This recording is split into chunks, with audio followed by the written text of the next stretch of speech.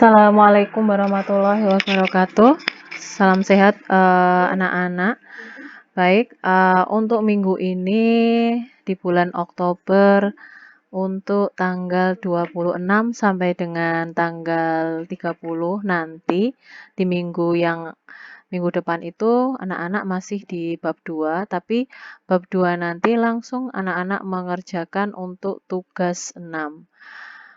Pastinya anak-anak sudah mengerjakan di tugas 5 karena tugas 5 kemarin anak-anak sudah membuat suatu perencanaan ataupun perancangan suatu produk makanan, boleh produk kerajinan yang telah disusun dan yang berhubungan dengan transportasi dan logistik. Baik, kali ini kita perhatikan untuk tugas 6. Tugas 6 di sini anak-anak disuruh untuk ini mendiskusikan dan menuliskan tentang aktivitas ataupun tahapan pembahanan, cara pembentukan, cara perakitan, dan cara finishing dari desain produk teknologi yang telah dirancang. Berarti ini adalah sambungan dari tugas 5. Tapi anak-anak di tugas 6 ini, anak-anakku langsung saja memperhatikan di bagian LK6. Di bagian LK6 ini terlihat yaitu rencana proses produksi dan keselamatan kerja. Misalkan di sini ada tahapan produksi. Tahapan produksi kalau di sini dalam pembuatan produk kerajinan kayu. Jadi dalam kerajinan kayu tersebut anak-anak misalkan dari tahapan produksinya ada pembahanan, ada pembentukan, ada perakitan maupun finishing. Kita perhatikan pada pembahanan ini anak-anak. Pada pembahanan itu ada jenis aktivitas yang dilakukan. Aktivitas yang dilakukan yaitu menyerut kayu. Alat dan bahannya berupa mesin serut dan metode dan alat K3-nya ya. Alat K3-nya itu di sini ada kacamata dan masker. Kenapa demikian? Karena pada waktu kita menggunakan mesin serut otomatis hasil dari sisa atau pada waktu kita menyerut itu ada debu-debu kayu.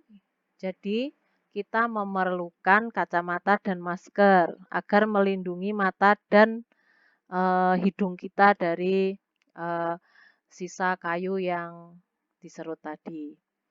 Untuk pembentukan tahap berikutnya, kalau pada produk kerajinan kayu yaitu pembentukan misalkan dengan menggambar bidang kayu. Alat bahannya bisa menggunakan pisau atau pemes.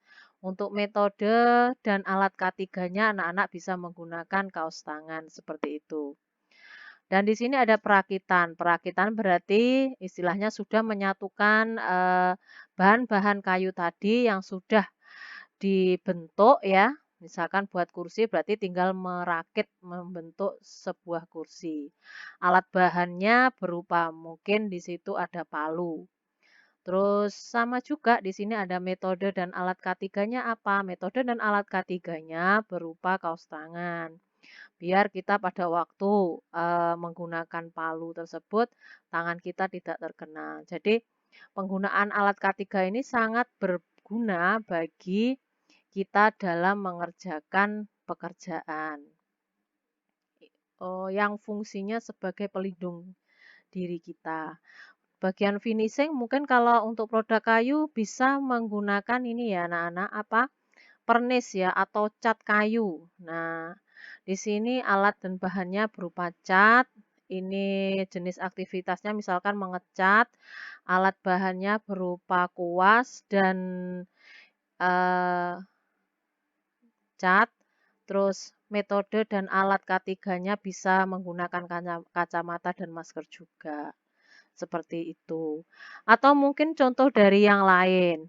Misalkan anak-anak membuat suatu produk bahan makanan. Di pembahanan ini boleh misalkan di sini untuk pembahanan pada waktu pembahanan itu disiapkan misalkan tepung, telur, nah alat bahannya mixer, untuk metode dan alat K3-nya boleh anak-anakku menggunakan kaos tangan ataupun menggunakan masker. Kenapa menggunakan masker? Agar lebih aman atau di sini juga boleh memakai ikat kepala agar rambutnya tidak jatuh, seperti itu pada waktu kita, mengadoni apa, roti, seperti itu. Kalau misalkan produknya berupa roti atau berupa produk makanan yang lain. Pembentukan di sini bisa menggunakan ini, cetakan ya, terus metode alat K3-nya tidak ada. Untuk, perakitan, bukan perakitan tapi istilahnya di sini, untuk pembuatan ini pencetakan ya, ya.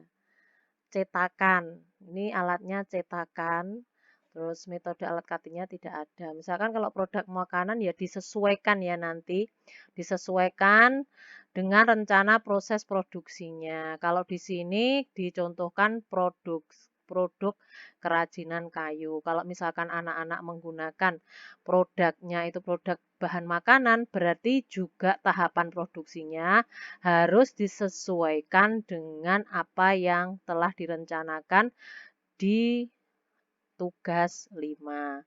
Jadi begitu anak-anak untuk minggu ini, apabila ada pertanyaan silahkan WA Bu Asti atau tanya langsung pada waktu kita luring di kelas. Baik, saya akhiri dulu, sampai jumpa lagi di lain waktu. Jangan lupa subscribe dan Assalamualaikum warahmatullahi wabarakatuh.